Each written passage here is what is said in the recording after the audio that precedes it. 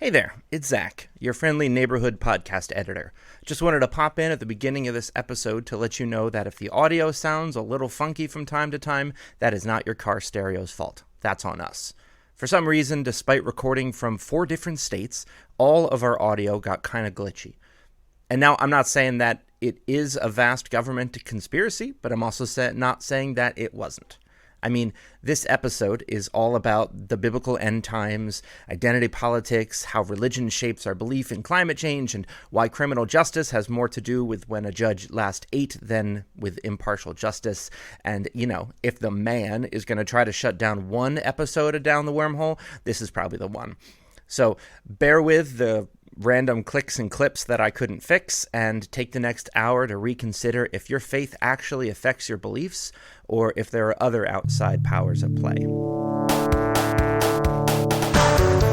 You are listening to the Down the Wormhole podcast, exploring the strange and fascinating relationship between science and religion. This week, our hosts are Kendra Holtmore, a PhD student at Boston University, and one of my favorite winter outdoor activities is sitting in a hot tub outside in the snow, because then your bottom half is warm, but your top half is cold, and it's just a nice balance of temperature. My name is Adam Pryor. I teach at Bethany College in Linsport, Kansas. It's hard for me to think about favorite outdoor winter activities right now. It was -2 with a wind chill this morning when I walked into work. There's nothing that is positive or fun about weather that cold. It's just horrible. But I went to the deep recesses of my mind of things that I, before I became curmudgeon-y, that I enjoyed doing in winter. So what came to mind was in college, when it would snow or ice, we would throw a ski rope out back of the car and tow people along in Rubbermaid tubs. And you could really swing them around, and it was a ton of fun. I'm lucky that I didn't die. Rachel Jackson, rabbi at Agudas Israel Congregation, Hendersonville, North Carolina. And I also have to think about times gone by, because living here, winter is just mud and rain and more mud and more rain, and that's awful.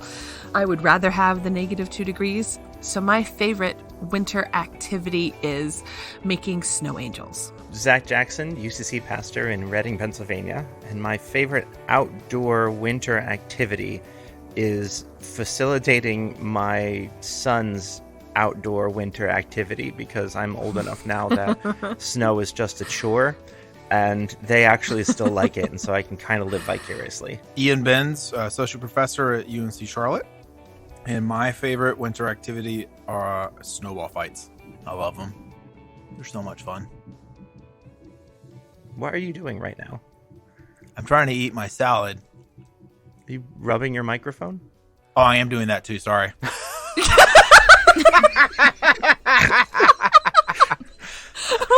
What is this thunder? What is this sound? I'm getting better at editing, but that one. Well, it looked like there's something on the base, and so I'm trying to get it off. But if it makes you happy, I got it off. It does make me happy, actually. I'm happy for you. So it was a productive moment. Yeah. Well, I'm glad we were all here for that. Yeah. There's no one else I'd want to share that with than you guys. So.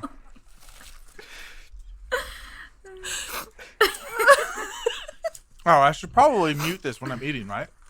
Can you hear me eat? Yes! Yeah, we can hear you eat. Oh. Pretty clearly. I'm gonna have some worms and peas and beans while we're. I am eating a salad, away. but I'm eating it with chicken. So I'll be right back. I'm gonna go make my breakfast. I have not gotten. I have not kids. gotten into the. This is gonna be a short episode. The beans. All right, I'll mute it. Okay, great. I am a little surprised nobody said skiing or snowboarding. I left those out because I thought they'd be easy go-tos, but you guys are a bunch of winter haters. Well, what I can say is I used to really enjoy skiing. I did it as a kid, as a youth, and then I didn't do it for a while, then I went back to it, and in December of 2008. I fell down the ski hill, and that ended my ever desire to ever go on a ski hill ever again. I fell down the mountain, and you're supposed to fall up the mountain when you fall. And I hurt myself pretty badly. So that's why I didn't say that one. That's fair. All right. But why? What made you ask this question? Well, I mean, it's not that it's like exactly related to what we're talking about today, but I just thought climate change is about, the world getting warmer, which means less cold, less ice. And so I just wanted us to appreciate the ice and cold while we have it. But yeah, so today our topic and overarching question is, to what extent does religiosity affect perspectives on climate change? And I think this question is really interesting because I think whenever we talk about religion and climate change, people either assume, like, very straightforwardly, yes, the answer is yes, of course it affects perspectives on climate change. And yet there are other people who would, like, with just as much confidence say, no, there's not really that strong of a correlation between those two things. And so I just wanted to have a chance for us to talk about, like, how our own experiences have influenced the way that we would answer this question, because I think it is a little more complicated than just a yes or no. And I think that it's interesting to consider what role religious institutions do play in impacting people's perspectives on climate change. Because I think at this point, when you start reading not just like academic scholarship, but even other popular media sources, you will see all sorts of stories about, like, the multiplicity of variables that, like, play into whether or not religion is going to bear on someone's orientation to climate change. And we'll talk a little bit more about that. But I just wanted to share first a couple of stories from my own upbringing and conversations that I've had over the years that have impacted the way that I understand this question. So I grew up, as I've said before on this podcast, I'm sure, in a fairly conservative evangelical Christian home. And if you grew up that way, you will almost certainly know the Left Behind series. And Zach, did you read the Left Behind series? Surely you did. I read the Left Behind series and the Left Behind for Teens series. Oh, yeah. Yeah, that's also worth noting. There was, like, the kid version and the adult version. Mm-hmm. And there were, I don't even know how many books. I had the video game. I didn't grow up that way, and I read it. Most of them. I finally got tired of it because I felt like it was just too repetitive. Yeah, there were a lot of books. Boy, howdy, would you love the Book of Revelation. There are a lot of trumpets and bowls. Yeah, but they're just, like, Left Behind was sort of in the air. And I saw some of the movies. I definitely read most, if not all, of the books. The teen version, I think I had. I know my parents had the adult version of the Left Behind series, but it was just something that was like a cultural reference. If you said Left Behind, even for the people that hadn't read it, they would know the gist of the story, which is just a story that follows several characters who live during the end times in Christian eschatology, or like the study of end things. The end times is this period of several years that just everything goes to hell, so to speak. And it's chaos and it's the apocalypse, but the Christian version of the apocalypse. And in the, like, premillennialism perspective of end times theology, which is a term that you may or may not know, but it's like one of the more common versions of Christian end times theology. It says that in order for Christ to come back in the second coming, the earth like everything has to turn into chaos and like be destroyed basically before we can have this renewed earth and new heaven, and before we can like finally get on with eternal life.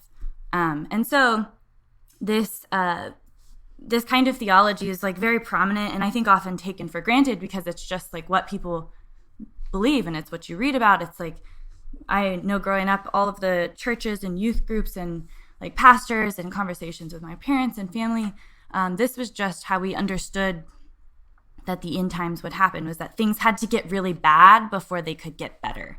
And that is like the core piece of this kind of theological orientation to the end of the earth or the end of times. And so I say this because it was just so taken for granted as a framework for like human life that whenever I became older and like changed a lot in all sorts of ways, one of the things that I started to learn through educational institutions is just about like the facts of climate change and what that means. And I started to reflect back on these conversations with friends and family about this Christian theology that I grew up with that was very like oriented to the kinds of things you would read in the Left Behind series, that the image that comes to my head in these conversations is a sort of shrug. Like, I just imagine looking at someone and we're talking about like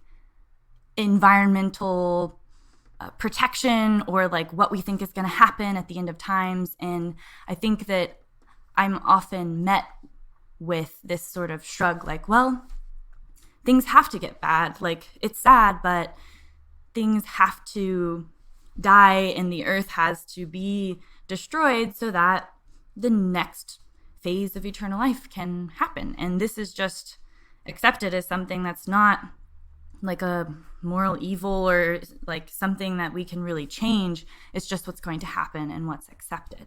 And so I think this is like an undergirding thought that I always had a difficult time determining whether that actually bared on people's actions in the like fight of climate change, because I think a lot of those same people who had this like theological interpretation, in my experience, are still people who do things that they would consider like practices that are trying to protect the earth or animals or nature.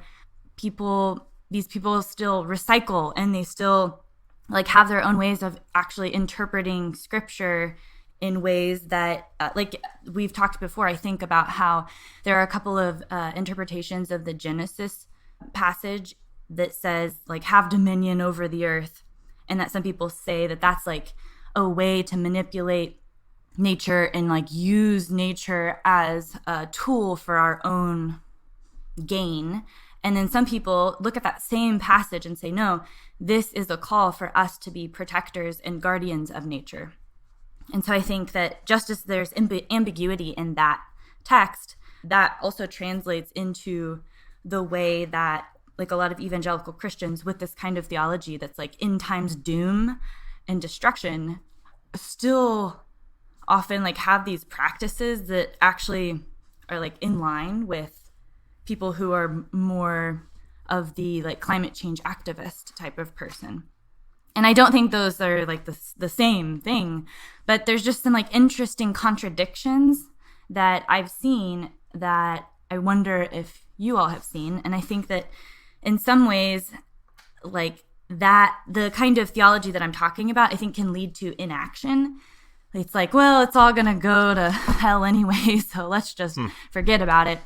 But in my experience, I never noticed any like malicious intent to like act in ways that like quicken that destruction, even though there was like talk in a sort of like cheeky way, like, oh yeah, you know, why should we care? And it kind of, you could interpret that as someone who would maybe be inclined to do things that would like quicken the destruction of Earth.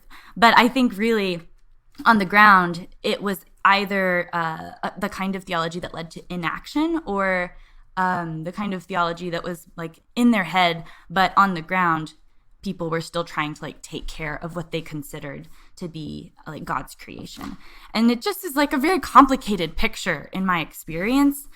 And so, yeah, I think like maybe first we could like go around and share a story or a conversation that comes to your mind about how someone's religiosity either affected or didn't affect their attitudes or behavior to climate change, and what you thought was striking to you about that. And then I can share a couple of stats from Pew Research Center, which is a useful organization to like have like important or significant stats from the United States, and just like to help us learn a little bit about how this question bears on our lives. But I'll open that to the rest of you, and we can just go around and go from there.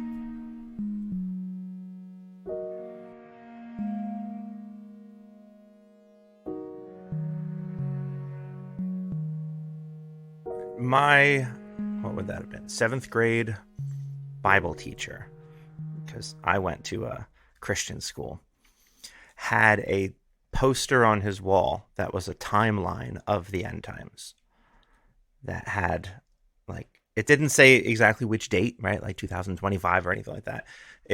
But it had delineations of time. Like, was it the 7 dispensations? I don't know. In the end times, the dispensations in the end times, or throughout history? Oh, throughout history. You're talking about just the end times, though. I'm talking about just the end times. Okay. Yeah.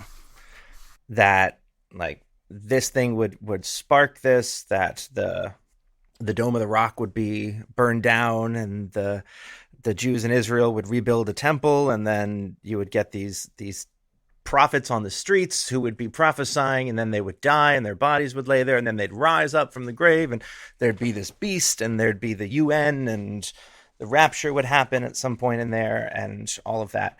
And he actually told us, and this betrays my age a little bit, that Y2K was going to be the thing that sparked this. I remember being very afraid of Y2K. Yeah, I remember everyone talking about that thing.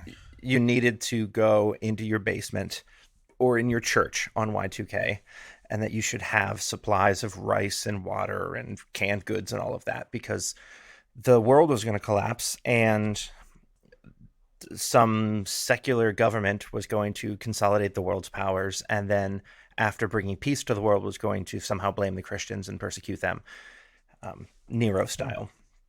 And that would be the beginning of it. And then the Great Tribulation and the Great Rapture, and then blah, blah, blah, all that stuff. So we had it pretty well figured out. And if you believe that that is happening like right away, the arguments that like a styrofoam cup will take thousands of years to decompose, like they didn't care about. And if you were to say something to a lot of the folks that I grew up with, and be like, well, we've got 50 years at best.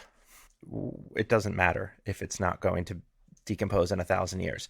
At the same time, if I have a hunch that if you were to say to those same people, hey, the world is ending shortly, that's a bummer, but we're going to build this coal plant in your backyard, but the world's ending anyway, so it doesn't matter, right? They would be opposed to it. Things that would directly affect them and their health currently, I think they'd be opposed to. But things that are indirect, like styrofoam, or the hole in the ozone layer, which was a big deal back then, I didn't really care about that because the world was ending soon. In 2013, the Barna Group did a survey, and 77% of the evangelicals that they interviewed said that we were currently living in the end times. Mainline Protestants was 54%, which was, surprising to me, because that's my people right now, and they don't seem too concerned with the end times. But I can definitely back that up, that the idea that we were living in the end made a lot of folks who were teaching me how to live really downplayed environmental concerns, the kind of environmental concerns that are like centuries out, because the world's going to be over by then. It's like if you knew that you had just bought a new car and it was being delivered to your house the next day, and you're driving your old junker around, you might eat ice cream in the front seat and not worry about if you dropped it on the floor. Because whatever, I'm getting a new one tomorrow. So this one's just getting junked. Or let's do some target practice with it because it doesn't matter. All right. So I was thinking about this question that you asked, like how would I sort of respond to it? And the piece that continues to come to mind, right, is that when I was thinking about my own sort of like religious identity, but I think also for a lot of other folks that I would have grown up around, right? Like the identity was largely not evangelical, right? So it wasn't being described positively as something. It was being described as not this. And so like I almost feel like I had a strong sense of like care of creation was a fundamental Christian duty because this sort of escapist notion of a second coming and what that implied in that very like Left Behind sort of style was something that I intentionally wanted to work against. Right? So I wasn't like a noble, like, yes, climate change, we should work for that. It was more like that idea over there is not something that I'm in favor of. And in order to thumb my nose at it, I'll help the earth. So despite the evangelicals, yes, you're going to save the world. No, but I mean that like not pretty much. Yes, that's really what I was sort of after. Right, was like my noble deeds were really spite. In terms of how I thought about that, but I don't think that's necessarily uncommon either. And I think that was sort of when you asked that question, Kendra, that was sort of like what came up for me was like, is there a certain sense in which the like religious framing of climate change for some folks really becomes about not being something else, right? Not being escapist, not being right? In making sure that there are certain identity markers that put oneself outside of that. I think you're right. And I think that often is translated, like it maybe starts as a religious thing for a lot of people, but ends up just being an identity marker that places you on one side or the other of the political party line, which is its own interesting. Yeah, no, I'm not advocating this is necessarily a positive thing in any way, shape, or form. Oh, but, yeah, no. But I do think it's like it's interesting, right? Because I think it's playing itself out in sorts of all new ways that are really interesting. Yeah, for sure. Rachel or Ian, did you have anything you wanted to add? Yeah. So it was really, again, I didn't have a whole lot of experience as an adolescent with this. I don't have the understandably evangelical versus not evangelical. It just wasn't a thing, really. Yeah. So in those ways, and it just wasn't at the forefront of my family's life, or so my adolescence did not have any of this, any of these challenges. So I didn't really come to the idea or the stories of climate change, to be perfectly honest, until I became a rabbi. And it was something that I personally talked about when I was working as a chemist for a biofuels company. This was a company that said, we don't want to keep using natural resources in these ways. Let's find something else. And so they were using yeast and different corn fermentations to create jet fuel. Absolutely fascinating. Loved working there. And that's when it dawned on me like, oh, we have industry control and we have personal control over what's going on in the world, as opposed to just, with my blinders on, frankly, just living my life day to day. So that's when it started to come up for me. But then the religious piece didn't show up until I became a rabbi, and I was invited to come to this Creation Care Alliance retreat, and it was a feeling where people were saying it is our responsibility because God told us so, right? That how you read, the dominion over the earth is actually, the dominion verb is wrong. It really should just be, care over the earth. And it was portrayed in a very religious way. But then I just had a conversation with somebody literally in my office yesterday a person who is not Jewish, who lives in this general area, and who came to me asking, it was a Philo-Semite, and wanted me to know that he just loves Israel and how great it is and how he's sorry that it's about to disappear. I was like, I kind of perked up at that point. I didn't understand what he meant. And he said, oh, well, as you can read from Ezekiel 38, this is going to happen to the Israelites, and all of the end times are happening. So he's letting me know that the end times, we're in them right now, and we can use our we can see what's going on in the world to back up all of those things and from the religious text. And I related that it was a conceptual thing, not a literal thing. He's like, oh, and that made me realize that there are people that are not at all interested in the environmental aspect of the text, where the text only suits them for how it applies to their political views. And I use that story, which is a tangential answer to your question, simply because I find that being Jewish makes other things hard to address, where we only have so many hours in the day. And we say, okay, if I want my people to continue, maybe my banner that I'm carrying is anti-Semitism, right? The removal of that.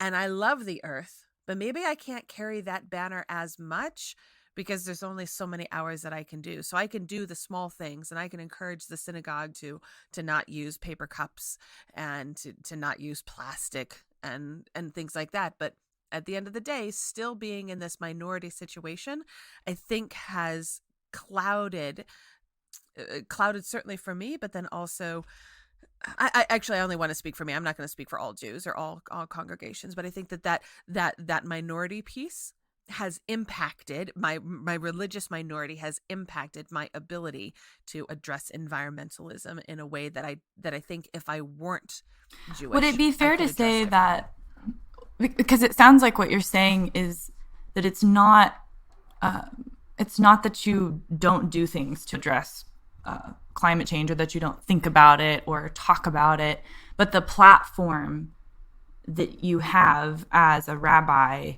and in particular a rabbi and not a Christian preacher, that means that you are addressing like different religious issues, because as a Jew, you are not adhering to a Christian like end times theology, understandably. And that's like that holds very powerful like social capital in the United States. And it's just like, it's a different religious traditions orientation to eschatology. And so it doesn't make sense necessarily for you to like use your platform as a religious leader to address that in the same way, but that like in other ways in your life, climate change like has more space to take the forefront. Is that like a fair summary of what you just said? Yeah, I think it absolutely is. I could keep babbling, but you made it concise and understandable. So for me, I didn't really grow up in a religious environment. I didn't really become aware of like the impact of people's religious views on how they reacted to climate change stuff until maybe the last 5 or 7 years. Yeah, I just didn't pay attention to it, I guess, because within the Episcopal Church, it's the science is accepted, but that kind of stuff, and we really don't have a lot of trouble with those things. And so, and it may be a little bit longer than 5 to 7 years, but when I really started kind of realizing why some people would say that there's nothing, we don't have to do anything because God's going to take care of it all. Mm-hmm. And then that was kind of the first time I really started paying attention to it. And then when I started hearing people, add to that of, well, the Bible says that, humans have dominion over all. And so because of that, it's ours to do with what we please. So I'm not going to listen to this climate change mumbo jumbo. And when I really started kind of being like, oh, fascinating. And so to me, it sounded like some people were using it as I don't have to worry about anything because it's out of my hands. So what's the point type deal. Yeah, I hear that So a lot. yeah. And so We're not big enough. We're not strong enough to do that. Right. Only God is big enough to make changes Right. that much. Yeah. Who are we to think that our species could do that? Right. Usually it's not our species. Who are we to think that humans can do that? Your people. Oh, yeah. Sorry. Yeah, I would always be surprised that how people would just, to me, I felt like it was it felt like a misunderstanding potentially of scripture, or just maybe a crutch too of, I don't want to make changes in my life. So, that's just kind of how I saw it. And it was never something I went up to someone and said, oh, you're just using this as a crutch, or I just was always kind of taken aback by it and surprised that that's would be the messaging from some people.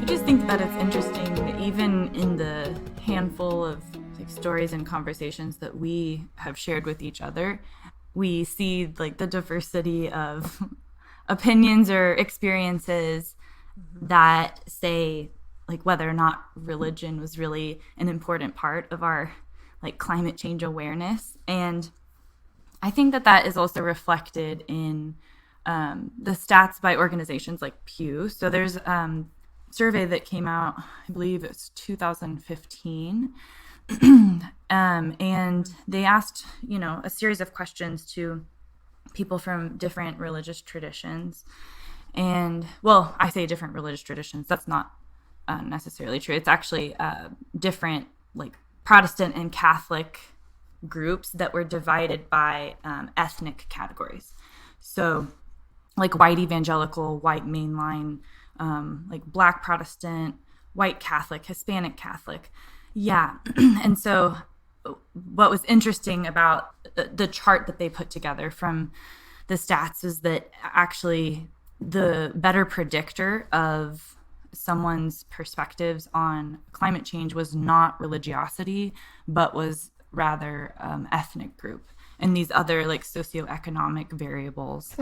And it's interesting because I think this is also a reflection of the things that we have been sharing, but it's also, I think, on par with, I know Zach mentioned this, it's been implied in several of the things that we've shared, but with people, they want to act whenever they feel personally affected by things. Mm-hmm. And I think in this Pew Research Center graph, it shows that the people who are most likely to deny climate change or that climate change is affected by human activity in particular, white evangelicals are the least likely to say that is true. And in the Pew graph, it says 28% of white evangelicals say that human activity is the problem, which is a very low percentage, as opposed to Black Protestants or Hispanic Catholics who have higher percentages of their groups that will say that human activity is the source of climate change. And so it's not these are all under the broad umbrella of Christianity, but the interesting variable that separates them out is their ethnic identities. And I think that this is also really tied up with class and who is more affected by the consequences of climate change.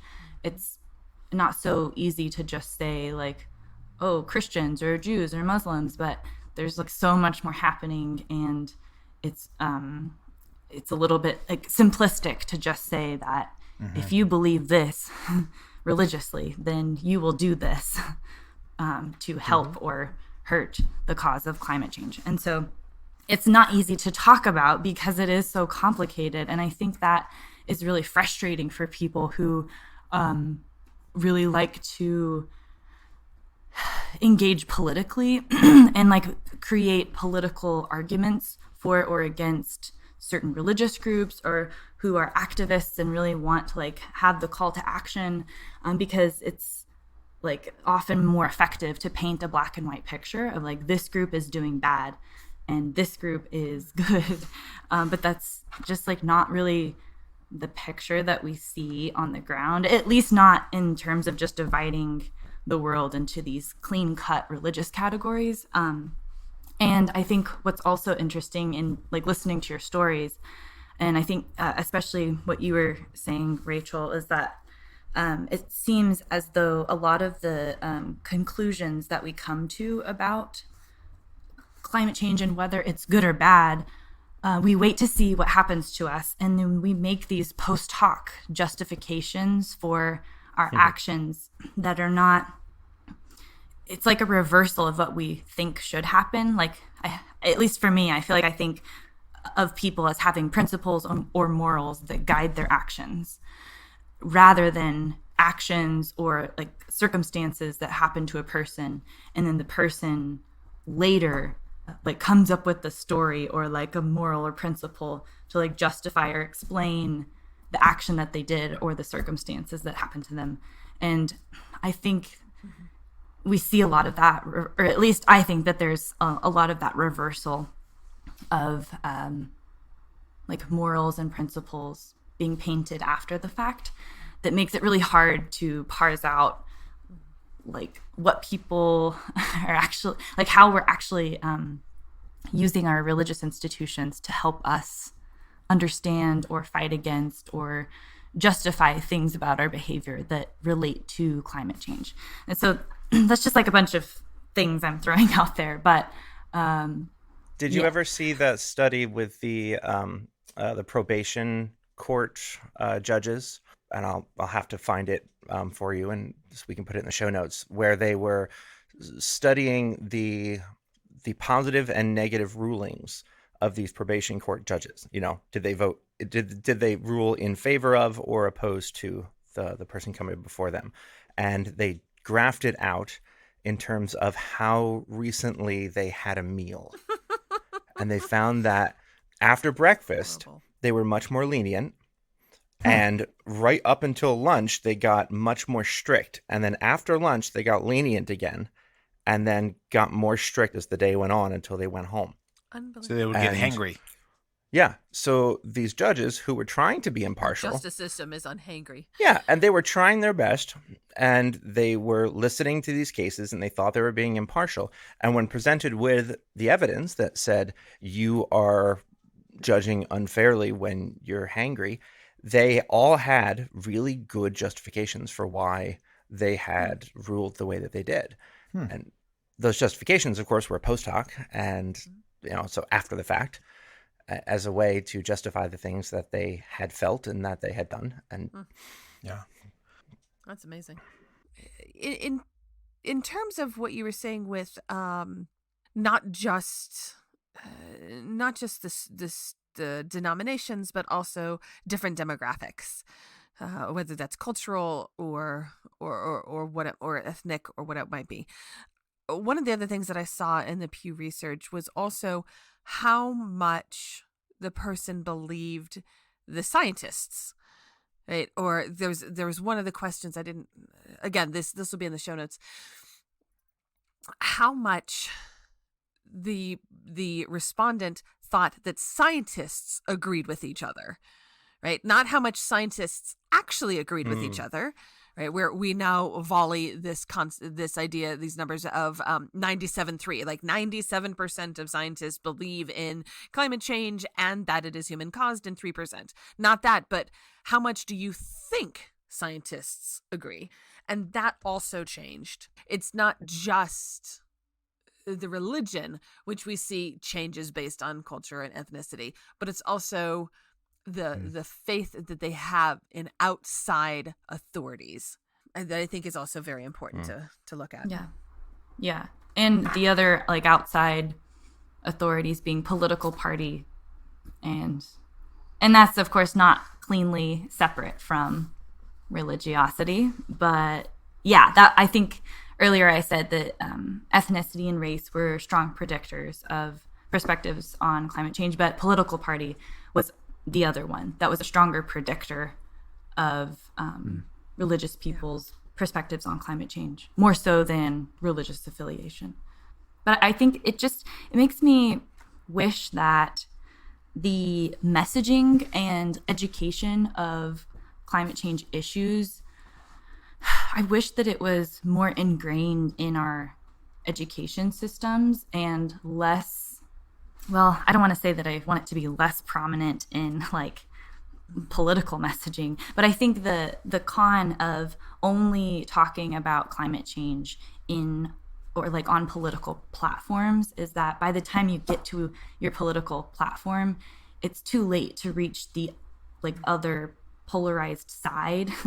And I know that's kind of a hopeless way to look at it, but I think just in particular, educating people about sea level rise and fossil fuels and like these really practical, particular things, it just makes sense to me that we would want that to be more present in more like neutral educational spaces. And yes, I know that those aren't like neutral. I'm using that word as a way to say that like if you look at like a political debate, I just don't think that that's not going to change people's minds as effectively as like taking kids and showing them these like facts and creating stories about like how the earth changes and why, and human involvement in those stories. And I just think that there are better, like more effective ways. And I think when I ask the question to myself of like, what do I wish that I could tell like religious people or like scientists, or like what do I wish that scientists or clergy knew about the other side, I think that I really would just want it to be that like there has to be a way for both religious institutions and scientists in who are like working in the public sphere to create systems of communication that are not so politically polarized and that are trying to just present information that like unifies people to like want to do the same thing to like make the earth better and to like save our resources and do these things. And of course that's easier said than done, but it doesn't seem like that's what's happening right now. It seems like every time that I hear someone on the left like talk about climate change, it's something that there's like a taken for granted assumption that yes, this is a central value, like we do this together, this is like a liberal value that we are united in. And when I hear people on the right talk about climate change, it's painted as a liberal value, and there's not much openness to even understand like what that means necessarily. And so I don't know, and maybe this is different than your experiences, but that's what goes through my head. I think that echoes my experiences and my what I see here as well, that climate change, climate crisis, human involvement is marked as either liberal or not liberal, right? Going to sort of what Adam was saying, right? There's the defining of evangelical or just not evangelical, not defining what we are. So, the liberal, right? And various liberal politicians, promote it more than others, but it's still seen of as a banner to wave at some point. And then the more conservative politicians say, well, it's theirs and therefore it can't be ours, as opposed to it's theirs and here's how we can make it ours, right? Taking ownership. I think we talked about this way back in the conflict language episodes about how, in my view, so much of the polarization of this issue comes from the fact that back in the 70s or so, when at the rise of the EPA and the governmental agencies that were tasked with helping to solve some of these problems, did so primarily through taxes and regulations and these things that people in big business don't like. And at the time, it was the Republican Party that was closer with big business. Still is in most industries, though the Democrats are real cozy with a whole bunch of big business issues, like prescription drugs and whatnot, but that's a different episode. And so this marker of identity started coming up and around that time, that if you are for environmental regulations, then you must also be for liberal politics. And then the rise of the religious right and the evangelicals and all of that, who got in bed with the political right, and then you have the religious justifications for Republican politics, essentially, and you end up with this polarized mess. And now it's like our house is burning down and we're arguing about who has to do the dishes. No, our house is burning down. We can argue about the dishes later, but they're going to burn too.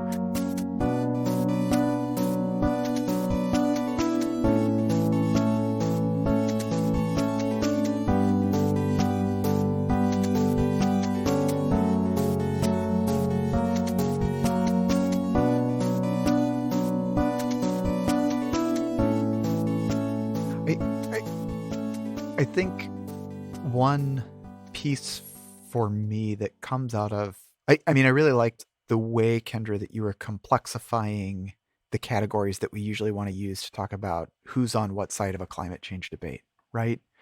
And that those sort of ready-made categories are never as clear-cut as we want them to be.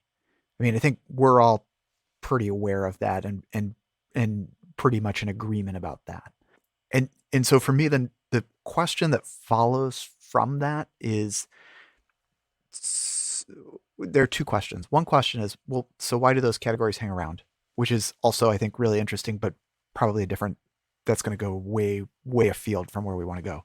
But the other question is, are there really, when we dig into those categories and we realize they're more complex, how do we start to pull apart where those differences are emerging from, right? When I no longer can paint with the big brush to say evangelical, not evangelical, right? And that's where I'm sort of propping my identity, right? And I have to acknowledge in that not category that I've used to set up my own sense, I've falsely put on, right? A sense of unanimity or a monolith that is evangelical, right? And I open that up and I start to look at it, right? How do I better understand the fears and the anxieties and the worries that are, I would argue, are driving some of those differences in terms of how people react? And particularly around climate change, I find that really interesting. As much as I like, and would have said, like in the last episode, right, that like play, I think, is really important, right? Creating empathy, feeling with other people in order to spur action. I think there's a darker element here about how, folks who are most affected by climate change can feel the fear and anxiety of what it really entails in a way that we also need to appreciate and listen to and try to feel with. And that's not something we want to do. Mm-hmm. So I mean, a lot of what you've said has really tracked for my own experiences as well. I think the question that I keep coming back to and having, and I don't have a good answer to, is how do you help people take that step into breaking down the simple categories so that they can engage in this process of trying to open up their own sort of senses of identity that are probably built on some sort of opposition. That was a lot longer than I thought I was going to talk. But I mean, I feel like that is every day when I walk into a classroom with college students, that is the goal. And every day I walk out and go, I don't think it worked. Which maybe is why I'm demoralized and talk the way I do. You won't know if it worked until much No, later. Shut up, you hopeful people. No, and by then they've. But here's the pessimism part, is that by that point they'll have forgotten it came from you anyway. Fair. So, I like that. So they will be better for it, but you'll never know, and they'll never know it was you, and they'll think it was them. Yes. There you go. This is good. No, but it's I do wonder, because I think that is so critical to the way religion interacts with these climate change issues, and what the role, when you talk about how folks who are in and really working professionally in religion in different ways talk with folks who are really professionally in sciences, right? That to me is sort of like a critical juncture where ostensibly ye religious professionals should be able to figure out how to help people engage in that process of asking tough questions, of complexifying the categories that they use. And yet that's really hard. And as much as I think we like to say that we're good at it, we might not be. Mm-hmm. There, I did drive it down even a little further. You're welcome. I think what you said a couple minutes ago about like understanding fears and using that knowledge of what people fear to help do what you're saying, to like, you know, complexify their own terminology and values and whatnot. I think that, I mean, I agree with that sentiment, but I think there is a tendency maybe to like identify the fears of insert group, like the fears of evangelicals or the fears of, you know, like white people, or the fears of Hispanic Catholics, or like fears of Muslim, fears of Jews. There's this way in which I'm just saying white people is usually the fear. Yeah. Oh, that's true.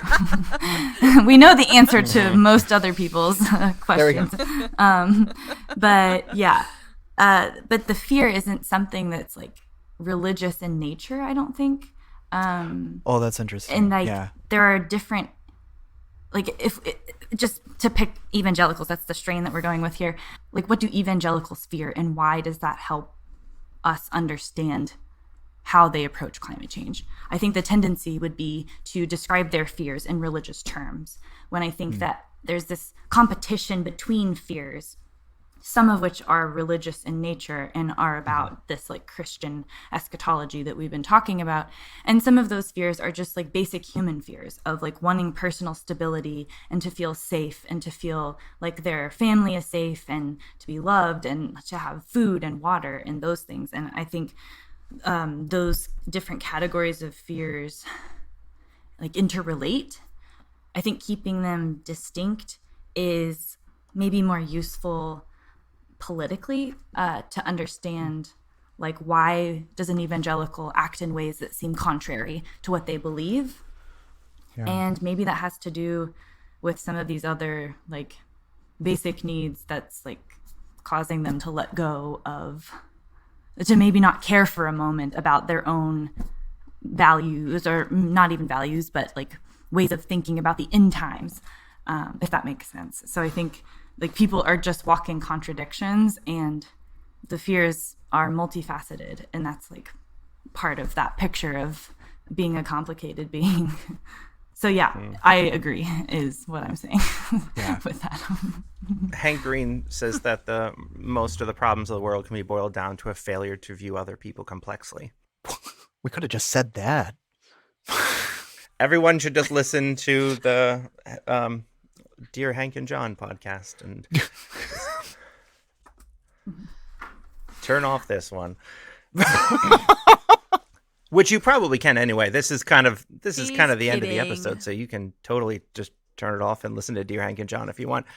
The last thing I have to say is that we have found the answer to the question of, does religiosity affect perspectives on climate change? And the answer is yes and no. You're welcome. But mostly maybe. Whoa! So rabbinic. Your future in academia is assured. Oh, yeah.